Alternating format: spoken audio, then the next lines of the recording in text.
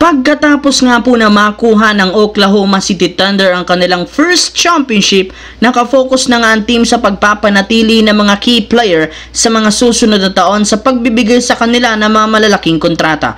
Una, yung pagbibigay nila kay Shai Gilgeous-Alexander ng $285 million sa loob ng 4 na taon. Sinundan ito ng pagpapapirma kay Chet Holmgren na merong $250 million na contract sa loob ng 5 taon. Kasabay niyan, inaasahan rin namang bibigyan ng extension ang isa pang key superstar na si Jalen Williams. At bagamat wala pang inilalabas na saktong numero, inaasahan na malaki ito, lalo pat isa nga siyang all-star at siya ang naging second option ng Thunder sa pagkuha ng titulo. Kaya mukhang sa pagtatapos ng off-season, mas liliit na ang cap space ng OKC Thunder sa dami ng mga players na binigyan ng malalaking kontrata na maaaring makasira sa future ng kanilang kupunan sa mga susunod na taon. Samantala, matapos nga pong maging successful ang Los Angeles Lakers sa pagkuha ng mga bagong malalaro kagaya ni na Jake LaRavia at DeAndre Ayton, nakafocus naman ngayon ang front office sa paggawa ng isang trade para makakuha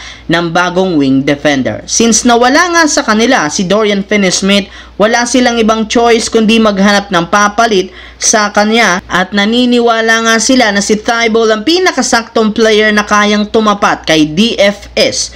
Bukod dyan, sa unang pagkakataon nagsalita na rin naman si Coach JJ Redick patungkol sa ginawang move sa kanilang team sa pagkakaroon ng 3 sentro na sina DeAndre Ayton, Jackson Hayes at Maxi Kleber. Ayon dito, susubukan nga po niyang i-maximize ang paglakas ng front court sa pagbibigay sa kanilang tatlo ng sapat na playing time. Meaning lahat ng mga big man kanyang paglalaruin at hindi niya ito babangkuin pa. Na-realize na rin naman ng team na ang rason bakit masyado silang nakakagalaw at hindi nakakagalaw sa loob ng court sina Lebron, Luka at Reeves dahil sa kawalan ng legit na big man na kaya ngayong nakuha nila ay siguradong magagamit nila ito bilang advantage ng kanilang prangkisa. Sa kabilang banda, umabot na sa 10 days ang free agency. Hanggang ngayon wala pa rin namang nagagawa ang Golden State Warriors na siyang ikinagagalit ngayon ng mga fans. Ayon dito, hindi nga daw sapat ang kasalukuyang lineup ng Golden State para magkampiyon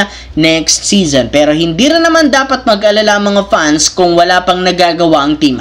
Napakahaba pa rin naman nga daw ng off-season at marami pang magagaling na player na pwede nilang makuha. At isa sa malaking pangalan, si Kyle Kuzma ng Milwaukee Bucks. Ayon sa balita, interesado ang Milwaukee na kunin si Jonathan Kuminga kung saan balak nila ditong gawing offer o kapalit si Kyle Kuzma. Kaya dyan na nga posibleng magkaroon ng Warriors at Bucks ng negosasyon at kapag nagkasundo mukhang ito ang kauna-unahang move na gagawin ng Golden State Warriors ngayong off-season. Anong masasabi niyo dito mga idol?